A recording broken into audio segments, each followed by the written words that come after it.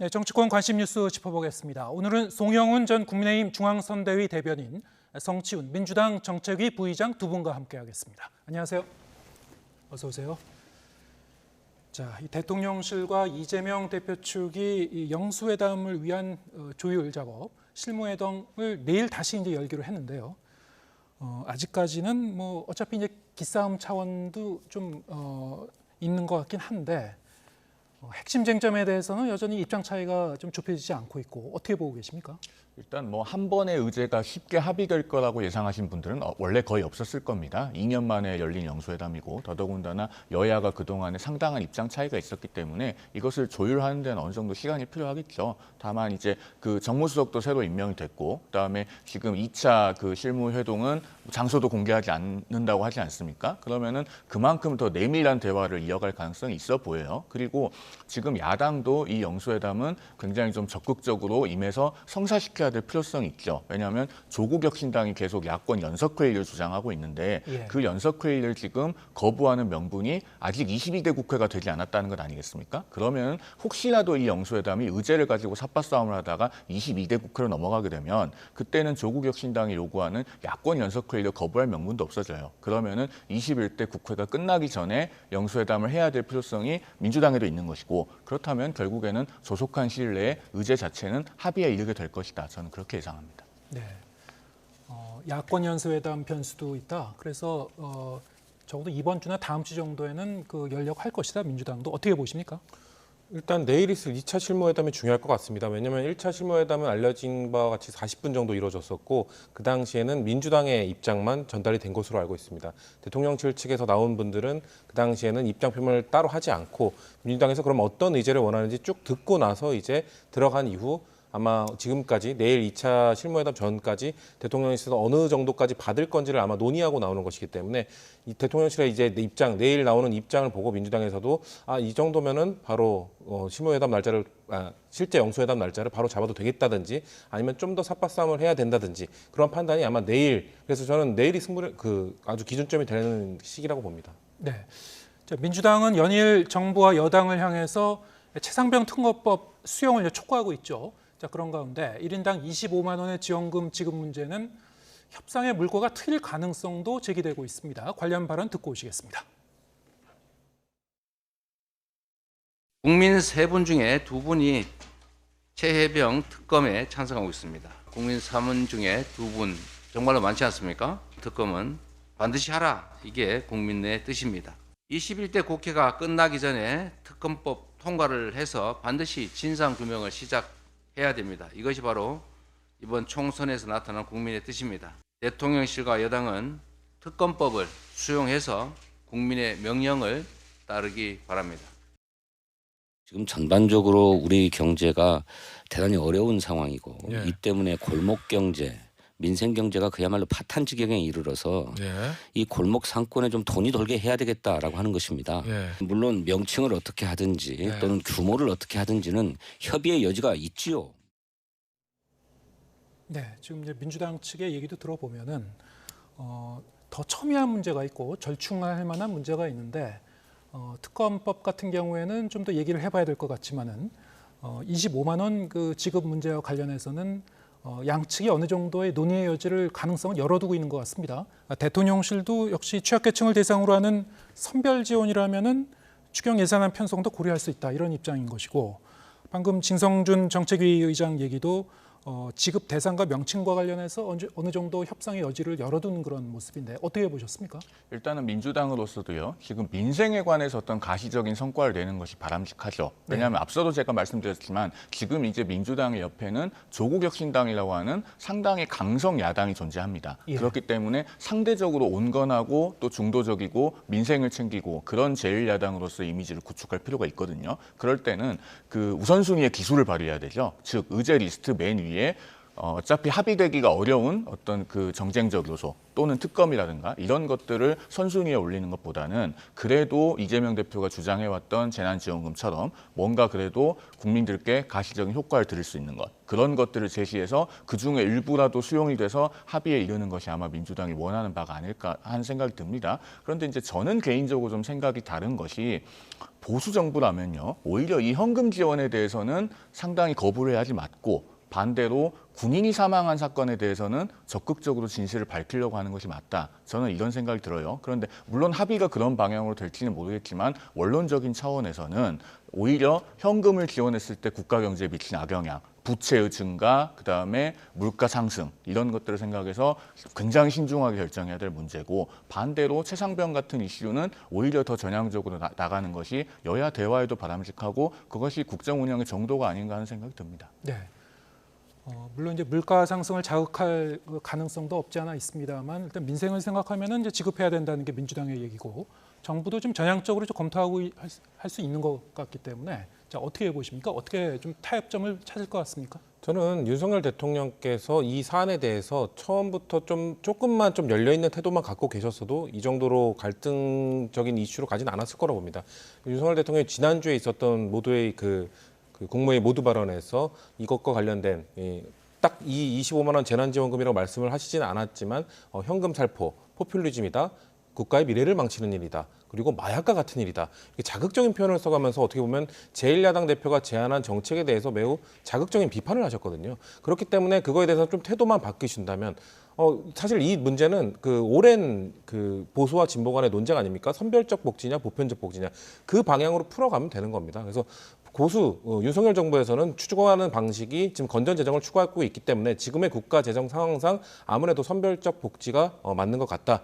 제1야당 대표가 말한 지금 국가 경제 상태가 매우 좋지 않고 서민들이 어려워하기 때문에 마중물을 작용할 수 있는 그런 약간의 재난지원금 필요하다는 그 취지에는 공감하나 우리 정부에서는 선별적으로 가는 게 맞다고 생각하는데 어떠십니까? 이렇게 역제안을 하면은 전 오히려 민주당에서 그거에 대해서 그거는 우리가 말하는 게 아니다라고 무조건 반대하기도 힘들거든요. 그런 식의 역제안을 하면서 정치로 풀어가는 것. 그래서 윤석열 대통령께서 정치를 하겠다고 하셨으니까 그런 식의 역제안을 하면서 보수가 추구하는 가치에 맞는 재난지원금 형식을 말씀하신다면 저는 오히려 급속도로 이게 풀릴 수도 있다. 그렇기 때문에 민주당도 좀 열려있는 자세로 계속 말씀을 드리는 것이, 우리는 무조건 25만 원 보편적 전 국민 이걸 주장하는 게 아니라 이 제도의 취지 자체에 대해서만 공감해달라, 이쪽으로 얘기를 하고 있는 겁니다. 네. 건전한 정책 토론의 차원에서 제가 조금만 반론을 하면은요, 지금 민주당이 이번 총선 내내 강조했던 게 대파 아닙니까? 물가예요. 체감 물가인데 2020년 5월에 전국민 재난지원금을 지급했을 때요, 가장 불안정해진 품목이 뭐였냐면 돼지고기하고 국산 쇠고기입니다. 그 당시 통계에 다 나와 있어요. 그러면은 현금 살포를 하면은 가뜩이나 불안한 체감 물가가 더 불안해지고 국민들께서 고통을 받게 됩니다. 그 다음에요, 이게 소비를 대단히 촉진시키냐 하면 그렇지도 않은 게 2020년 12월에 KDI가 조사한 통계가 있습니다. 100을 그 지급을 하면요, 그 중에서 26에서 36 정도만 소비가 증가한다는 겁니다. 왜? 재난지원금을 받으면은 일단 쓰지만 그 다음에 월급 받은 돈으로 그만큼 저축을 한다는 겁니다. 그래서 국가 부채는 늘어나지만 생각보다 경기 부양 효과가 크지 않아요. 그게 한국은행 자료에서도 검증이 되는데, 그 이전 지출이라고 하지 않습니까? 우리가 생산 활동과 무관하게 그냥 돈을 지급하는 걸 이전 지출이라고 하는데, 이전 지출은 100을 지급하면은 GDP 증가는 20밖에 되지 않더라. 이게 통계로 나와 있습니다. 그래서 현금 살포는 정말로 신중해야 되고 아주 그 절박하게 필요한 경우 아니면은 쉽사리 해서는 안 되는 것이죠. 예. 그래서 현금 살포도 그렇기 때문에 상품권 형태로 뛰는 것이고, 그리고 그 금액에 대해서도 그런 다양한 연구가 있는 걸로 알고 있습니다. 하지만 그래서 어느 정도 금액이 됐을 때는 그게 효과가 있고 어느 정도로는 물가 상승에 역효과가 있고 이런 것들이 또 명확하지 않습니다. 그러니까 단순히 그 경제 단체 뭐 KDI나 이런 데서 나온 연구 결과만으로 본다면, 그렇다면 윤석열 정부의 국정 운영은 전부 그런 연구 결과에 맞춰서 가고 있는가? 뭐 딱 하나만 짧게 말씀드리면, 그러면은 부자 감세가 그 고용 효과로 이어지는가? 이런 것들 각종 연구에서 효과가 없다고 나오고 있거든요. 근데 그럼에도 불구하고 보수 정권은 항상 부자 감세, 기업 감세를 하면서 고용 효과를 이어줄 수 있다, 이런 주장을 하시는 것도 항상 있기 때문에 국가 운영이라는 게 항상 그런 뭔가 경제 이 연구 결과에 따라서 이루어질 수는 없다라는 말씀을 드리고 넘어갑니다. 지금 두 분이 말씀하신 그런 측면까지 다 합해서 좀 정교하게 정책을 검토할 필요는 충분히 있습니다만, 이번 그 협상 과정에서는 뭐 의제 조율 특검법이나 아니면은 대통령과 이 야당 대표가 만난 자리에서도 어떤 정치적인 결단을 하지 않을까 싶습니다. 그래서 어떤 결정을 내릴지는 좀 지켜보기로 하고요. 자, 민주당 쪽에서 또 요구하고 있는 것이 아까 말씀하신 최상병 특검. 최상병 특검법안 같은 경우에는 보수 정당 입장에서는 오히려 받아야 된다라고 말씀하셨는데 그렇다면 대통령실이 어느 정도로 대응할 수 있을지 거기에 더해서 또 하나 요구하고 있는 게 있죠. 거듭된 그 거부권 행사에 대한 그 사과를 또 요구하고 있습니다. 이 부분 또 어떻게 수용을 할지 어떻게 보십니까? 두 가지. 일단 그 거부권 행사, 네. 그 제2요구권 행사에 대한 사과는 이번 영수회담에서 의제에 오르기에는 좀 적절하지 않다는 생각이 들어요. 왜냐하면 대통령의 헌법상 고유 권한이고 그다음에 지금 야당이 압도적인 다수 의석을 가지고 있는 상황에서 대통령이 가질 수 있는 마지막 견제 장치거든요. 그것에 대해서 사과를 하게 되면은 그럼 그다음부터는 제2요구를 하지 말아야 된다는 얘기인데 지금 어제도 보면은 그 민주당이 정무위에서 단독으로 개최를 해서 지금 몇 개 법안들 또 본회의에 직회부를 하지 않았습니까? 이런 것들이 국회에서 충분한 어떤 논의와 타협의 과정이 없이 패스트트랙이나 직회부를 통해서 본회의에 올라오고 의석수로 그냥 가결을 하게 됩니다. 그러면은 대통령의 제2요구를 통해서 다시 국회로 환부해야 될 필요성은 일정한 경우에는 존재하는 거예요. 그래서 이것을 사과의 대상으로 삼는 것은 적절하지 않고 만약에 그런 사과를 요구한다면 그러면 대통령도 민주당의 입법 독주에 대해서 사과를 요구해야 될 것이냐. 그러면 대화가 안 되겠죠. 그다음에 이제 특검 문제는요. 국민들께서 의문을 갖고 계시면 기본적으로 그 물음표를 떼어드리려고 해야 되는 것이 정부와 여당의 도리입니다. 그렇기 때문에 최상병 그 사건에 대해서도 국민들께서 의문을 갖고 계시면 풀어드려야죠. 다만 이제 그 방법이 반드시 특검이어야 하느냐 이것은 조금 지켜볼 필요는 있습니다. 왜냐하면 민주당이 그토록 강조해 마지 않았던 공수처 수사가 계속 진행되고 있지 않습니까? 그리고 한 가지 우리가 잊고 있는 사실이 있는데 9월 5일에 민주당이 이 최상병 사건을 공수처에 고발을 합니다. 그리고 9월 7일에 바로 특검법을 발의를 합니다. 그리고 10월 6일에 패스트트랙을 올립니다. 이거는 애초부터 공수처 수사 결과는 보지 않겠다는 거거든요. 그리고 고발인이 그 수사기관을 정하겠다는 거예요. 이런 점에서 좀 논의해 볼 필요는 있기 때문에 의제가 될 수는 있을지언정 글쎄요. 반드시 특검이어야 하는가 이거 조금 논의는 필요하다고 보여집니다. 네. 최상병 특검법 얘기는 이전부터 계속 나오던 그 문제인데 거부권 행사에 대한 그 사과 요구에 대해서는 지금 대통령실에서 어느 정도 선에서 판단을 할지 그 민주당 입장에서는 이것이 영수회담을 위한 조건입니까? 아니면은 여러 가지 요청사항 중에 하나일 뿐입니까? 일단은 여러 가지 요청사항 중에 하나입니다. 아까 초입에 말씀드린 것처럼 내일 있을 2차 실무회담에서 민주당이 일단 1차적으로 던진 의제에 대해서 어느 정도 전형적인 태도로 어느 정도 수용하고 어느 정도 이건 못 받겠다 이런 태도를 보고 나서 이거를 끝까지 요구할 것인지를 아마 판단하게 될 것으로 보이고요. 이 거부권 문제에 대해서 계속해서 민주당이 얘기하는 것은 사실 지금 21대 국회 의석과 22대 국회 의석이 크게 다르지 않습니다. 과반 의석, 패스트트랙 범야권으로 보면 패스트트랙까지 할 수 있는 의석은 됐지만 200석을 넘지 않는 그 규모 아주 디테일에 있어서 조금 차이가 있을 수는 있으나 결국 야당이 거대 의석을 갖고 있다는 정도로만 유지가 됐습니다. 그 말은 뭐냐면 21대 국회에서도 똑같은 정도의 규모의 의석을 갖고 있었는데 대통령이 계속해서 거부권을 사실상 민주화 이후에 최다 거부권 행사한 대통령이 되지 않았습니까? 노태우 대통령의 7회를 벌써 임기 절반도 넘어서기 전에 이미 초과를 했고요. 그런 부분에 대한 것들. 그러니까 단순히 아까 말씀하신 것처럼 대통령이 갖고 있는 권한이죠. 마지막으로 브레이크를 걸 수 있는 권한이긴 한데 민주당에서 지적하는 것은 그런 법안들이 추진되는 과정에 있어서 너무 정치가 실종됐다는 겁니다. 여당에서 무조건적으로 반대할 게 아니라 그렇다면 대안을 내놓고 절충안을 제시하고 이런 과정들을 없이 민주당이 제시하면 무조건 이거는 포퓰리즘이다. 이거는 그냥 거대 입법 독주다. 이런 식으로 하고 사실상 국회에서의 논의가 이루어지지 않았기 때문에 그거에 대한 비판을 하는 것이고요. 그렇기 때문에 대통령이 결국 그냥 국회에서 논의도 멈추게 하고 그냥 거부권을 행사한 거 아니냐라는 비판이 있는 겁니다. 한 가지만 예를 들면 양국관리법도 사실 이게 요번에 나온 이슈가 아니라 꽤 오랜 기간 동안 이루어졌던 이슈인데 사실 농해수위 소속되어 있는 보수정당 국민의힘 의원들도 과거 회의록들 찾아보면 당시에 찬성하시던 분들도 있었습니다. 그런 분들이 대통령이 거부하겠다고 하니까 그냥 순간 다 거부하는 반대하는 입장으로 돌아선 거거든요. 그런 부분을 지적하는 겁니다. 분명히 국회에서 논의를 통해서 입법부의 역할을 충분히 활용해서 논의하고 절충안을 찾을 수 있는 법안들도 분명히 있었음에도 불구하고 대통령이 그냥 거부한다고 하는 동시에 국민의힘도 그 논의를 멈춰버렸기 때문에 그런 부분에 대한 지적, 그런 부분에 대한 사과도 해야 된다는 차원에서 말씀을 드리고 있는 겁니다. 네.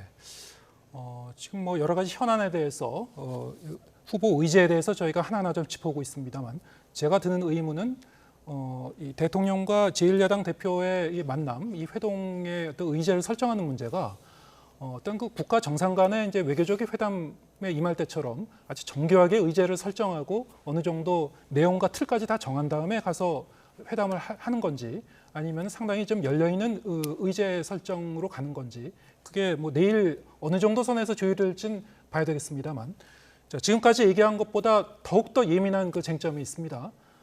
김건희 여사 관련 특검 법안과 관련해서 어느 정도 선에서 얘기할지 자, 이 부분은 얼마나 논쟁적인 이슈인가를 알 수 있는 것이 여당 내에서도 의견이 엇갈리고 이제 민주당 내에서도 의견이 좀 엇갈리고 있습니다. 어떻게 보고 계신지요? 그 원론적인 차원에서요. 제가 아까도 말씀드렸지만 국민들께서 의문을 갖고 계시면 의문을 해소해 드려야 되는 게 맞아요. 예. 그런데 민주당 입장에서도요. 이것은 우선순위의 기술이 필요하다는 게 제가 계속 드리는 말씀입니다. 즉 특검 뭐 김건희 여사 특검법이 됐든 뭐 최상병 특검법이 됐든 그것을 영수회담 의제의 선순위로 올릴 때 사실 이게 어떤 그 자리에서 합의가 이루어질 가능성이 높지 않지 않습니까? 그런데 지금 민주당이 이번 총선에서 압도적인 의석을 얻으면서 이제 국민들께서 주의 깊게 보기 시작하시는 것이 기존의 여소야대는 원래 주어진 여소야대였어요. 근데 이번에는 대통령 임기 중에 국민들께서 선택한 여소야대입니다. 그러다 보니 민주당이 정말로 국정 주도권을 가지면 그러면 정치를 어떻게 할까? 국가를 어떻게 운영하게 될까? 이것에 대해서 이제 막 주의 깊게 관심을 갖고 보시기 시작하는 단계입니다. 그런데 처음부터 상대방이 받지 않을 가능성이 높은 의제들을 들고 가서 실컷 성토만 하고 돌아오는 그런 빈손 회담이 되면은 국민들께서 결국에는 이번에 여소야대를 선택한 그 의미와 우리 정치가 크게 달라지지 않는구나. 즉 어떤 그 둔탁함에 있어서는 이재명 대표나 민주당도 못지않구나라고 생각하게 될 거예요. 그런 점에서 저는 전략적으로 민주당이 이 특검을 앞세우는 것보다는 차라리 재난지원금이나 여러 가지 민생 요소들을 앞세우는 것이 민주당 스스로에게 좋을 것이다라고 말씀을 드리는 겁니다. 네. 자, 이 민주당 입장에서도 뭐 당내에서도 어느 정도 입장 정리가 돼야지 조율에 더 이 자신감 있게 정교하게 임할 수 있을 것 같은데 지금 국회의장 이 경선에 이제 도전하고 있는 이 두 의원 간의 추미애 당선인과 정성호 의원 간에 이제 좀 논쟁이 있었습니다. 자, 이 부분은 국회의장 이 자리를 향한 어떤 선명성 경쟁 차원에서 그렇게 더 불거진 겁니까? 아니면은 당내에도 의견이 좀 분분한 겁니까? 일단 두 분의 그 언행 그거는 아무래도 선명성 경쟁으로밖에 볼 수 없죠. 왜냐하면 지금 사실상 국회의장직에 도전하는 분들이 대부분 다 친명이시고 친명 의원들은 그렇다면은 지금 뭐 국회의장 물론 국회의장 투표는 의원들이 하게 되어 있습니다. 하지만 강성 지지층으로부터 얼마만큼 지지를 받느냐가 또 여론의 향배에 중요한 역할을 하기 때문에 거기에 어필하기 위해서 한 후보 추미애 의원은 당선인께서는 그거에 대해서 좀 어필하기 위한 발언을 하신 건데 근데 그렇다고 해서 좀 이견이 있을 수 있지 않습니까? 근데 이 당내에서 이견에 대해서 뭐 엉뚱한 얘기라든지 뭐 트라우마를 만드는 것이라든지 저는 이런 발언은 당내에서 건전한 토론을 위해서는 매우 부적절한 발언이었다고 보고요. 그런 차원에서 하지만 민주당에서는 김건희 여사 특검법을 추진할 겁니다. 하지만 이거를 영수회담 의제로 올리느냐는 또 다른 차원의 문제 아니겠습니까? 네. 이재명 대표, 그 정성호 의원이 그 이야기를 한 것은 이재명 대표 입장에서 그래도 대통령과 영수회담이 결국 1년 제안한 지 1년 7개월 만에 이루어졌고 그 자리에서 대통령께 김건희 여사의 특검에 대해서 직접 이야기하는 것이 과연 좀 적절할 것인가, 국민들 보기에 괜찮을 것인가. 이재명 대표만을 생각한다면 이재명 대표 입장에서는 이 영수회담이 뭐 그 구 정치의 산물이라면 뭔가 그 영수회담이라는 꼭 명칭이 없더라도 대통령과 지속적인 소통을 하는 것이 이재명 대표 개인에게 좋지 않겠습니까? 그러기 위해서는 첫 번째 이런 영수회담 때 굳이 이견이 있는 의제를 올리는 것이 당내에서조차 이견이 있는 의제를 올리는 것이 예. 적절한가라는 의견도 충분히 존재하고 있습니다. 예. 자, 그런가 하면 이번 영수회담에서 총리 인선 문제가 논의될 것이라는 관측도 나오고 있죠. 자, 민주당에선 주호영 총리설이 제기되고 있습니다. 관련 발언 직접 듣고 오시겠습니다. 개인적인 생각에 예. 저는 주호영 의원님 다른 국민의힘 의원보다는 훨씬 소통에 능하다고는 봐요. 개인적인 생각입니다. 그런데 네. 그렇다고 해서 그것이 이제 총리 인선의 유일무이한 기준, 또 절대적 기준 이렇게 보기는 또 어렵지 않습니까? 민주당 안에서 주호영 의원 정도면 찬성할 수 있다. 뭐 이런 그 의견이 있다는 보도도 나온 게 있더라고요. 총리 관련해서. 주호영 의원이 그래도 성정은 차분하고 네, 뭐 합리적으로 알려져 있는 사람이긴 하죠. 저도 뭐 그 초선 때 같이 상임 활동을 해서 가깝게 지냈고 네. 굉장히 원만하신 분이죠. 유연하시고 어허. 정치력도 있으시고. 정성은 개인적으로는 그 정도면 오케이. 네, 굉장히 유연하신 분이고요. 또 오케이. 유능하다고 저는 생각합니다. 제한은 혹시 금시초문 전혀 아는 바가 없어요. 네, 본인은 금시초문이라고 얘기를 하고 있습니다만 오히려 민주당 쪽에서 저렇게 이구동성으로 긍정적인 이렇게 평가를 하고 있는 그런 상황. 물론 이주영 전 국회 부의장도 하마평에 오르고 있고요. 권영세 의원도 하마평에 오르고 있는데, 자, 이 민주당 의원들이 이렇게 주호영 총리설을 제기한, 그리고 그 부분에 대해서 긍정적인 평가를 한 배경 어떻게 보고 계십니까? 일단은 지금 친명계의 주요 인사라고 할 수 있는 분들이 공통적으로 이런 말씀을 하고 계시죠. 박찬대 의원 같은 경우는 지금 차기 원내대표에 상당히 근접해 있고, 정성호 의원은 뭐 두말할 필요가 없는 친명계 좌장이고, 또 박주민 의원도 원내 수석부 대표고, 그러니까 이런 분들이 공통적으로 평가를 할 때는 어떤 친명계의 의중 내지는 이재명 대표의 의중까지 있는 것이 아닌가 싶은데요. 저는 두 가지로 봅니다. 일단 주호영 의원 자체가 합리적이고 인품이 굉장히 온건하신 분이죠. 이번에 이제 육선을 했는데 그동안에 그런 평가가 축적이 됐기 때문에 야당에서도 어떤 협치가 가능한 인사로 보는 것이 아닌가 하는 점이 한 가지 있고요. 그 다음에 두 번째는 이제 여기에 어떤 속내라고 할까요? 그것은 민주당 출신 인사가 총리 후보로 지명되는 것에 대한 부담이 좀 있는 것 같습니다. 그 저번에 박영선 전 장관의 총리 기용설도 나왔고, 그 다음에 뭐 김한길 그 전 대표 얘기도 심심찮게 흘러나왔고, 그런 것들에 대해서 민주당 입장에서는 반대하기는 어려운데, 그렇다고 민주당 출신 인사가 총리가 되면은 국정에 대한 공동 책임이 가시화되는 측면이 있거든요. 그것이 싫은 것 같아요. 그러면은 사실 그런 공동 책임이 가시화되는 것보다는 그래도 여당 내에서 온건한 인물을 거명을 하면서 이런 정도라면 우리가 그 총리 임명 동의를 할 수 있다라고 시사를 하는 것이 훨씬 더 정치적으로 어떤 노련한 대안이 되겠죠. 그런 차원도 아닌가 싶습니다. 네. 자, 그렇다면은 지금 친명계 의원에서 주로 이제 저런 얘기가 나왔다. 그것은 결국 이재명 대표의 의중도 어느 정도 반영된 거라고 이제 해석을 하셨는데, 이를테면 정성호 의원 같은 경우에는 과거 여러 발언들을 보면은 실제로 이제 명심이 담긴 듯한 그런 발언도 있었고, 또 때로는 본인의 소신 발언도 하거든요. 자, 어떻게 보십니까? 이 주호영 의원 같은 경우에는 이재명 대표의 뜻이 담긴 거라고 보십니까? 뜻이 뭐 담겼다고기보다는 저는 사람 보는 눈 비슷하다 이런 말씀을 드리고 싶어요. 왜냐하면 띄우기까지 보는 건 과도하다 또 이렇게 말씀드리고 싶고, 왜냐하면 주호영 의원이 지금까지 보여왔던 의정 활동을 보면, 그리고 원내대표도 하셨었거든요. 그 당시 원내대표 하셨을 때 보면 이분이 꼭 그렇다고 해서 무색무취한 분도 아닙니다. 싸울 때는 싸우고 또 강경할 때 강경한 분인데, 그 싸우는 과정에 있어서 항상 선을 지키셨고, 뭔가 좀 당파성에 치우친 자극적인 발언을 하신 적이 없고, 그런 온건한 모습들을 보여왔고 합리적인 모습을 보여왔기 때문에 사실 당내 누구나 뭐 이재명 대표의 마음이 아니더라도 당내 누구나 주호영 의원에 대한 평가는 다 비슷비슷합니다. 이분은 합리적이고 온건하다라는 얘기가 있고, 그리고 아마도 지금 비서실장은 뭐 양당의 뭐 동의가 필요 없는 인물이긴 하지만 그 직책이긴 하지만 비서실장의 어떻게 보면 야당과의 소통과는 좀 부적절한 분을 임명했다고 민주당에서 평가를 하고 있기 때문에 그런 차원에서 국무총리의 주호영 의원이 하마평으로 올라왔을 때 이런 분이라면 괜찮다. 이런 분이라면 야당과 정말 소통이 가능한 분이다. 비서실장과 달리 이분은 정말 그 지금까지 의정 활동에 있어서 민주당의 자극적인 발언이나 선 넘는 발언을 해오시지 않았기 때문에 그런 차원에서 주호영 의원이 좋다고 말씀을 드린 것이지, 뭐 다른 민주당이 뭐 다른 사람들을 배제하면서 이재명 대표가 마치 주호영 의원은 이 사람이 괜찮다라고 해서 그쪽으로 몰아가는 듯한 이런 거는 좀 분위기가 아닌 것 같습니다. 예. 자, 이 역시 영수회담에서 어느 정도 구체적으로 그 논의가 될지는 좀 지켜봐야 될 것 같고요. 자, 그런가 하면은 윤 대통령이 그 이번 총선에서 이제 공천받지 못하거나 낙선한 의원들과 이제 점심을 함께 하기도 했습니다. 이 자리에서 윤 대통령이 어떤 발언을 내놨는지 직접 듣고 오시겠습니다. 실력 있고 경륜 있는 분들이 이번 22대 국회에도 들어와서 역할을 해야 되는데 못하게 된 점이 굉장히 아쉽고, 선거를 치는 데 있어 가지고 정부가 별로 그렇게 도움이 못 된 거에 대해서 미안하게 생각하고. 네. 자, 오찬 자리에서 뭐 여러 가지 쓴소리도 좀 많이 나왔다고 하는데요. 이 선거 패인과 관련해서 이를테면 외연 확장을 이제 충분히 해야 된다든가 모든 것을 바꾸고 고쳐야 된다 등등 여러 가지 얘기가 나왔다고 합니다.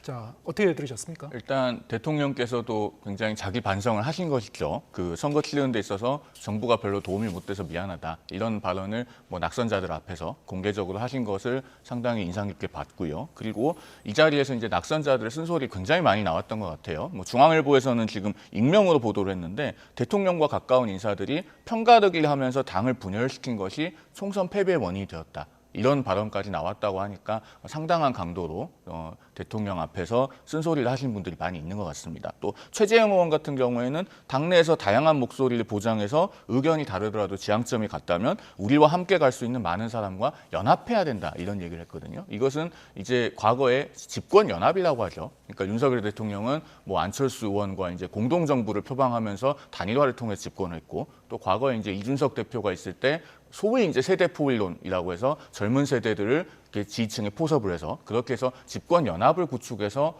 그 당선이 됐었는데 그동안 2년 동안 집권 연합이 해체됐다는 그런 비판이 많았습니다. 그런 것들에 대해서 최재형 의원이 쓴소리를 하신 걸로 보이는데 이런 얘기들이 대통령 앞에서 낙선자들이 가감없이 나왔다는 것은 그만큼 앞으로 당정의 지향점 또 당정 관계가 많이 변할 수 있는 그런 가능성도 보여준 것이 아닌가 하고 해석이 됩니다. 네. 자, 이렇게 되면 대통령이 좀 더 귀를 열고 마음을 열고 뭐 소통이라든가 당정 관계에 변화를 줄 수 있을 것 같습니까? 어떻게 보십니까? 그러길 바랍니다. 민주당을 위해서도 한국 정치를 위해서도 국민들을 위해서 좀 그러시길 바라고. 근데 저는 지금까지 대통령이 지난주까지 보여왔던 모습에 의하면 과연 미안하다, 그 도움이 되지 못했다라는 말이 어떤 정도의 진정성을 갖고 있을지는 민주당에서는 여전히 의심의 눈초리를 바라볼 수밖에 없습니다. 왜냐하면 대통령이 총선 이후, 총선에서 준엄한 심판을 받은 이후 던지신 메시지들을 보면 정부의 국정 운영은 틀리지 않았다. 제대로 했지만 국민들께 좀 다가가지 못했을 뿐이다. 홍보나 이런 것들이 잘 되지 못했을 뿐이지 정부의 국정 운영 방향은 항상 옳았기 때문에 그것에 대한 문제의식은 느끼지 않는 걸로 보이는 발언들을 종종 하셨거든요. 그렇기 때문에 미안하다. 우리가 좀 인기 있는 정책도 하고 했어야 되는데 그게 아니라 국민들이 정말 필요하지만 인기 없는 정책을 추진했기 때문에 도움이 못 돼서 미안하다. 이런 마인드라면은 저는 문제가 있는 것이죠. 근데 지금까지 보여왔던 발언들로 봤을 때는 제가 봤을 때는 좀 문제가 있는 쪽으로 아직 그 상황 인식을 제대로 못하는 쪽으로도 보여질 수 있기 때문에 민주당에서는 우려 섞인 시각으로 바라보는 건데 저는 아마 저 낙선자들이 온 자리에서 전달된 마음들이 대통령이 좀 느끼시는 자리가 됐으면 좋겠고 그걸 통해서 좀 국정 운영 방향 내부에서도 이런 쓴소리를 하고 내부에서도 이런 비판 목소리를 던져주니 그럼 내가 좀 바꿔보겠다는 마인드를 가지신다면 저는 분명 영수회담에서도 좋은 결과가 있을 것이고 이후 국정 운영을 하는데 좀 반전의 계기가 될 수 있는 그런 자리로도 평가받을 수 있을 거라고 봅니다. 네. 자, 그렇다면 앞으로 이 당정 관계를 재설정할 수 있을지 그것을 우리가 가늠할 수 있는 부분이 바로 이 당 지도부 어떻게 구성을 할 것인가입니다. 일차적으로는 이 비대위원장 어떻게 정할지 그리고 뭐 차기 당권이라든가 5월 3일 날 이제 선출하는 원내대표까지 있는데 하나하나 좀 짚어보겠습니다. 일단 이게 비대위를 이끌 사령탑 인선에는 이제 구인난을 겪고 있다는 얘기가 계속 나오는데요. 예, 어떻습니까? 지금 상황이? 지금 좀 쉽지는 않은 것 같아요. 일단은 왜냐하면 이 중진 5선 이상, 뭐 4선 이상 또는 그 중진들께 좀 여러 가지 선택지가 있죠. 일단은 국회 부의장에 도전할 수도 있고 바로 전당대회에 출마해서 당대표에 도전할 수도 있고 또 4선 이상 중진 중에는 이제 대선 주자로 평가받는 분들도 있습니다. 그런 분들은 경우에 따라서 전당대회에도 안 나올 수도 있고 그러면은 비대위원장도 맡지 않으려고 할 것이고 그러다 보니까 약간의 구인난이 있을 수 있는데 어쨌든 삼고초려를 해서라도 가장 적합한 분을 모셔야겠죠. 여기서 적합한 분이라고 하는 것은 저는 이렇게 생각합니다. 과거에 국민의힘의 2023년에 3.8 전당대회는 결론부터 말하면 실패한 전당대회입니다. 그 당시에 윤심이 당심이고 당심이 민심이라고 해서 결국에는 당심 100%로 전당대회 룰을 바꿔서 치렀습니다. 그렇게 해서 선출한 지도부가 임기를 못 채우고 물러났고 그중에 그때 선출된 최고위원 5분은 모두 다 낙천하거나 낙선을 써요. 그러면 실패한 전당대회죠. 그 이전으로 되돌아가야 됩니다. 즉 전당대회 룰을 당심과 민심을 골고루 반영하는 것으로 되돌릴 의지를 갖춘 분께서 비대위원장이 되셔야 제가 봤을 때는 전당대회 관리에 있어서 어떤 임무를 잘 수행하는 것이다. 그렇게 보여지고 그러면은 그런 분을 삼고초려 해서라도 모셔야 되겠죠. 네. 실무형 비대위라고는 합니다만 관리형 비대위라고는 합니다만 여러 가지 또 막중한 역할을 맡게 될 수도 있는 것이고 전당대회 룰까지 손볼지 여기에 대해서도 이제 당내에서 여러 가지 토론이 있을 것 같아요. 자, 이러한 중요한 시점, 예민한 시점에서 누가 이 자리를 맡을 것인가 독배에 비유하는 그런 표현도 나오고 있는데 누가 선뜻 나올 것 같습니까? 어떻게 보십니까? 지금까지는 아무도 나오지 않고 있는 상황인데 사실 제가 뭐 다른 진영이기 때문에 좀 조심스럽긴 합니다만 이럴 때 나서서 해줘야 당원들로부터 또 지지자들로부터 좀 희생했구나. 아무도 나서지 않으려고 했을 때 뭔가 아무도 주목받지 않는 위치이기 때문에 아무도 선뜻 나서지 않을 때 당을 위해서 희생했구나라는 이미지를 심어줄 수 있는 것이거든요. 그래서 이번에 뭔가 국회 부의장이나 당권 도정을 하실 생각이 없으신 분이라면 아마 차기를 좀 생각하신 분이라면 이번에 희생하는 모습을 보여주는 것도 저는 필요하다고 생각하고요. 그리고 그 송영은 그 패널께서 적절한 말씀을 해주셨는데 관리형 비대위로 간다고 했을 때 비판이 나왔던 부분이 지난 그 전당대회 때 당신 100%로 바꾼 거를 좀 수정을 하거나 좀 뭐 의견을 좀 그 조정을 해야 되는데 그 권한을 주기 위해서는 혁신 비대위로 가야 되는 것 아니냐라는 비판이 있었던 거 아니겠습니까? 사실 저는 국민의힘 전당대회가 지난 전당대회 때는 사실 제대로 치러지지 못했기 때문에 그때 못 치러졌던 전당대회가 지금 치러지는 거라고 봅니다. 그렇기 때문에 지금 그 당시 원래 후보였던 유력한 후보였던 나경원 당선인이라든지 안철수 의원이라든지 이런 분들이 다시 거론되고 있는 것 아니겠습니까? 그런 차원에서 그때 제대로 당심 민심이 반영되지 못한 전당대회가 이번에 다시 치러짐으로써 국민의힘이 좀 다시 재건될 수 있는 그런 계기가 되기를 타정당으로서 말씀을 드립니다. 네. 일단 비대위원장을 맡으면 차기 당권에서는 이 배제된다고 보면 되는 겁니까? 그렇죠. 출마를 사실상 못한다고 봐야 되겠죠. 예. 그렇다면 구체적으로 누가 있습니까? 후보군에는? 그것은 현재 누구라고 말씀드리기는 좀 어려울 것 같아요. 예. 그리고 윤재욱 원내대표께서도 아마 이 부분에 대해서 굉장히 고심이 크실 것 같고 예. 그것은 앞으로 며칠간 조금 더 추이를 봐야 될 것 같습니다. 예. 민주당 같은 경우에도 과거에 이렇게 저 과도기에 이 정권을 행사하지는 않더라도 실무형으로 관리형으로 이제 비대위를 꾸려서 간 적이 있었습니까? 비대위 많았죠. 민주당도 비대위 역사가 많기 때문에. 네. 근데 보통 그럴 때 민주당에서는 원로분들 예. 중에 다선 의원분들이 좀 욕심을 내려놓으시고 이미 이 욕심을 내려놓고 의정 활동을 하고 계신 분들 중에서 그런 분들이 비대위를 맡아주셨었고 그런 분들이 비대위를 적절하게 해주시면서 또 다른 당권 주자들이 새롭게 들어갈 수 있는 또 그런 분들이 원로들이 나서면 좋은 것이 그런 원로분들이 비대위를 맡으면서 뭔가 룰을 바꾸는 그런 목소리를 내실 때 힘이 실릴 수 있거든요. 그래서 관리형 비대위지만 그래도 좀 룰 세팅, 아까 말씀드린 룰 세팅 변경에도 뭐 영향력을 끼칠 수 있는 그런 분이 가야 뭔가 민주당의 과거 비대위 사례처럼 뭔가 국민의힘도 성공적인 비대위로 만들 수 있지 않을까라고 생각합니다. 그렇다면 지금 원내에 있는 분 아니더라도 뭐 다선 의원이 아니더라도 원외 인사라든가 당내 원로를 이제 초빙할 수도 있는 겁니까? 22대 당선인에 꼭 국한할 필요는 없지 않은가 하는 개인적인 생각이 있습니다. 예. 아까 말씀드렸듯이 지금 4선 이상 당선인들 중에서 지금 여러 가지 다른 정치적 진로로 인해서 이걸 고사하시는 분들도 있을 거고요. 예. 그러다 보면은 선택지를 스스로 좁힐 것이 아니라 뭐 22대 불출마했거나 혹은 뭐 낙선하거나 낙천하셨더라도 어느 정도의 선수가 있고 당내에서 경륜이 있어서 존경받는 분이라면은 이 원포인트 릴리프로서의 훌륭한 역할을 또 하실 수 있는 것 아닌가 저는 그런 생각도 듭니다. 네. 지금으로서는 뭐 구체적으로 윤곽조차도 아직 안 잡히는 그런 상황 같고요. 제가 그냥 구체적으로 질문을 드렸습니다만 좀 어렵다고 말씀하셨고, 자, 이 차기 당권 문제도 좀 보겠습니다. 국민의힘. 그런데 이 차기 당 대표와 원내 대표는 떼어놓고 얘기하기가 좀 어려울 것 같습니다. 좀 연동돼 있는 부분 같은데 지금 어떻게 얘기가 되고 있습니까?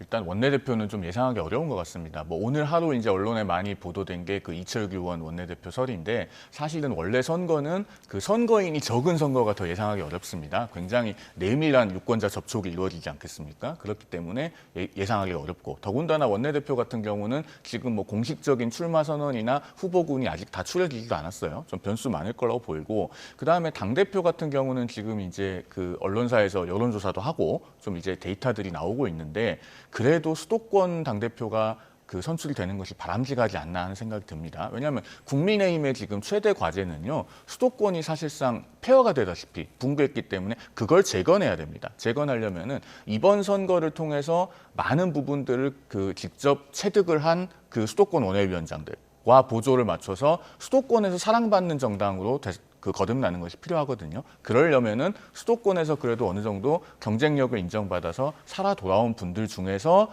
이 당의 재건을 이끌어야 어떤 수도권에서의 입지 회복이 가능하지 않을까 저는 그런 생각을 해봅니다. 네. 구체적으로 지금 이름을 거론하진 않으셨습니다만 제가 지금 그 언론 보도에 나오고 있는 그 이름들을 좀 거론해 보면은 차기 당권으로는 국민의힘에서 주로 이제 수도권 비윤계 인사들이 이제 거론이 많이 되고 있는 것 같고요. 나경원, 안철수, 윤상현 의원 등등.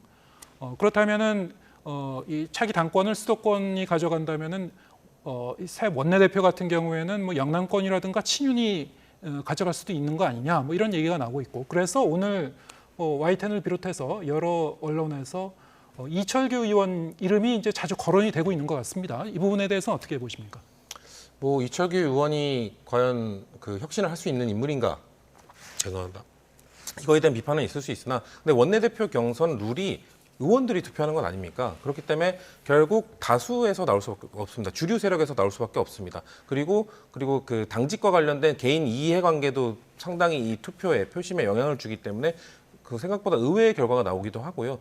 하지만 그래서 이철규 의원이 밖에서나 아니면 민주당에서는 비판을 할 수 있으나 결국 그 국민의힘 내부 의원들이 선출하는 것이고 그렇게 되면 결국 다수 세력인 주류 세력에서 나올 수밖에 없고 그렇다면은 대표적인 주류 의원이 이철규 의원이기 때문에 아마도 주목을 받고 있는 거고 본인도 그런 의사를 표명하는 걸로 알고 있는데요.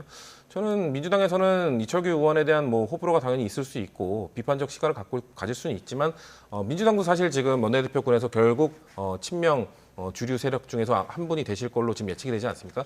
그런 것처럼 국민의힘에서도 원내대표만큼은 아마 당대표와 달리 결국 주류 세력 중에서 한 분인 누군가가 될 것이다. 그래서 아마 이철규 의원이 유력 후보로 지금 계속 거론되고 있고 아마도 그분이 되시지 않을까라는 예측을 조심스럽게 해봅니다. 그렇습니까? 네. 상대당에서도 이제 그렇게 생각하시는군요. 물론 4선 김도욱 의원이라든가 박대출 의원, 3선 김성환, 송현석 의원 등등 여러 이름이 이제 거론되고 있고 말씀하셨다시피 원내대표 경선이라는 게 참 예측하기가 어려운 그런 측면이 있어서요.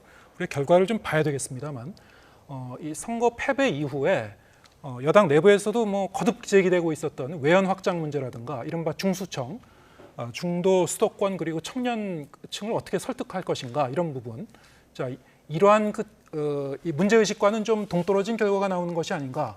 다시 이제 친윤계가 이렇게 전면에 서는 것, 이 원내 협상 전략을 주도하고 나서는 것. 이미 비서실장 같은 경우에도 친윤계 의원이 갔다고 하는데 자, 이 부분은 어떻게 보십니까? 여러 가지 비판적인 문제의식도 있을 것 같습니다. 저는 약간 좀 생각이 다른 게요. 일단 지금 당의 외연 확장, 중도 확장, 또 그 말씀하신 중수청, 중도 수도권 청년에 대한 소구력은 당대표로부터 나와야 될 것이고요. 그건 이제 전당대회를 통해서 당이 어떤 회복 탄력성을 확인하는 과정이 될 것입니다. 원내대표는 이번에 외연 확장을 위한 당의 얼굴이 되는 게 아니라요. 이번에 선출되는 원내대표의 최대 과제는 원구성을 잘하는 겁니다. 지금 민주당이 18개 상임위원장을 독식하겠다고 벼르고 있지 않습니까? 공개적으로 그런 얘기들이 계속 나오고 있어요. 거기에 맞서서 법사위원장, 운영위원장 이런 핵심 상임위를 지키고 특히나 이제 법사위원장은 국회 내에서의 입법 절차가 최소한의 견제가 이루어지기 위해서 여당이 지금 반드시 확보해야 되는 자리 아니겠습니까? 그것을 위한 조섭력과 투쟁력을 가진 분이 원내대표가 되셔야 됩니다. 아마 지금 22대 당선인들께서도 그 부분을 가장 염두에 두고 투표를 하실 것 같아요. 그리고 당의 외연 확장은 전당대회에서 당대표 잘 뽑으면 된다. 라고들 생각을 하시지 않을까 싶어서 저는 이 원내대표 선출 문제는 글쎄요. 당의 이미지하고는 조금 다르게 봐야 되지 않나 하는 생각을 가지고 있습니다. 네. 자, 이렇게 되면은 근데 이 민주당에서 누가 새 원내대표가 되는가와 이제 같이 또 연결해서 생각해 볼 수밖에 없는데 민주당에서는 이 박참대 최고위원이 최고위원 자리를 내려놓고 원내대표의 이제 이 출마를 선언을 했고 굉장히 좀 유력하게 얘기가 되고 있어요. 자, 이렇다 보니까 만약에 국민의힘에서 이철규 의원이 새 원내대표로 나오고 민주당에서 박찬대 새 원내대표가 나온다면은 양쪽에서 이른바 찐윤, 찐명이 이 원내대표로서 이 원을 이끌어가는 것이 아닌가 22대 국회를 이런 구도가 되거든요. 자, 이렇게 되면은 22대 국회의 모습이 어떻게 될 것 같습니까? 저는 이 영수회담 결과에 그게 달려있다고 생각합니다. 영수회담 결과에서 두 분이 아주 작은 협치의 모습이라도 만들어낸다면 그러기 위해서는 저는 대통령의 전향적 태도가 가장 중요하다고 생각하는데 그것만 만들어낸다면 오히려 찐명 친윤 원내대표가 저는 의외의 케미를 발휘해서 좋은 효과를 만들어낼 수도 있다. 왜냐하면 원내대표의 역할이라는 게 결국 어떤 안건을 통과시키고 어떤 안건을 본회의에 올리고 이런 협상들을 하는 것 협상의 주체 아닙니까? 그렇기 때문에 협치의 물꼬가 조금이라도 트일 수 있는 결과가 영수회담으로부터 흘러나온다면 그 이재명 대표와 윤석열 대통령을 어떻게 보면 대리할 수 있는 그런 원내대표들이 그거에 맞춰서 22대 국회를 이끌어간다면 저는 의외의 결과가 나올 수 있다. 하지만 반대로 영수회담 결과가 혹시 좋지 못하고 결국 또 22대 국회가 21대 국회처럼 양극단으로 치닫게 된다. 그러면 친명 친윤의 원내대표 구도가 오히려 더 그 극단의 그 정치 대결 양극화를 더 부추길 수 있는 그런 악용될 수 있는 더 안 좋은 작용으로 흐를 수도 있다. 그렇게 예측할 수 있을 것 같습니다. 네, 양쪽으로 상반된 측면이 있을 것이다. 영수회담을 봐야 된다. 어떻게 보셨습니까? 당이 다르긴 하지만은 제가 우리 성시현 부의장의 분석에 일부 동의하는 부분이 있어요. 예. 왜냐하면은 과거에 이제 영수회담 역대 영수회담을 보면요, 대통령과 야당 총재가 다 당내에서 기반이 공고할 때 성과가 나오는 경우가 많았습니다. 과거에 김대중 대통령과 이회창 총재가 영수회담했을 때 한 번은 그 11개 항에 대해서 합의를 한 적이 있거든요. 그때도 김대중 대통령이 여당의 강고한 총재였고 이회창 한나라당 총재도 당내 기반이 아주 강할 때였습니다. 그랬을 때 합의가 오히려 가능하거든요. 그러면은 영수회담에서 만약에 협치의 물꼬가 튀어진다면 각 당에서 주류가 원내대표가 되는 것이 결코 나쁘지가 않습니다. 그 경우에는 오히려 강대강으로 가는 게 아니고 네. 대통령과 야당 대표가 합의한 사항이 원내에서 오히려 잘 구현이 될 수가 있는 것이죠. 그렇기 때문에 저는 꼭 나쁘게만 볼 것이 아니다 이렇게 생각합니다. 예, 알겠습니다. 자, 한 가지 더 좀 짚어볼게요.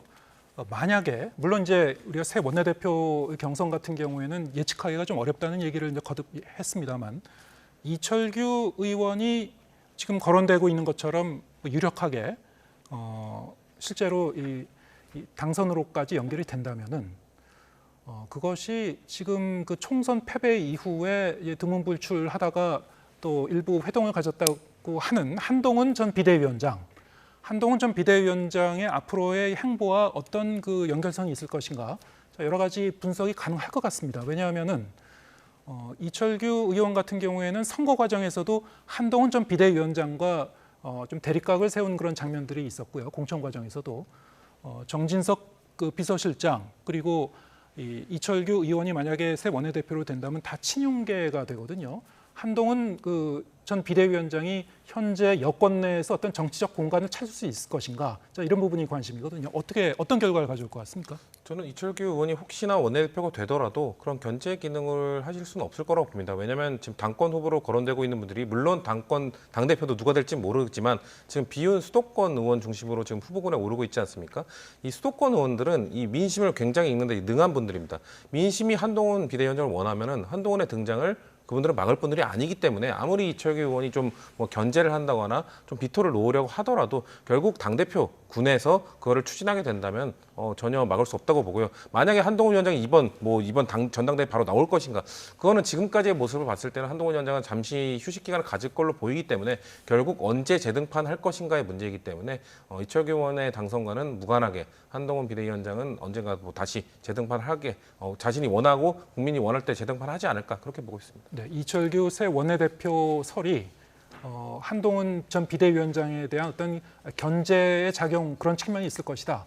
억측입니까? 큰 영향이 없을 것 같습니다. 그렇습니까? 왜냐하면 원내대표 임기는 1년이고 그다음에 한동훈 전 비대위원장은 어쨌든 이번 전당대회에는 등판하지 않을 것이 상당히 유력시 되거든요. 예. 야구로 치면은 지난 경기에서 9회까지 완투하면서 공을 한 150개 정도 던진 셈입니다. 바로 다음 경기에 이어서 등판하기에는 부담이 있죠. 예. 좀 쉬고 회복한 다음에 어떤 국민들의 또 강한 호명과 기대가 있을 때 다시 자연스럽게 등판할 걸로 봅니다. 알겠습니다. 오늘 말씀 여기까지 듣겠습니다. 송영훈 전 국민의힘 중앙선대위 대변인, 성층 민주당 정책위 부의장 두 분과 함께했습니다. 고맙습니다.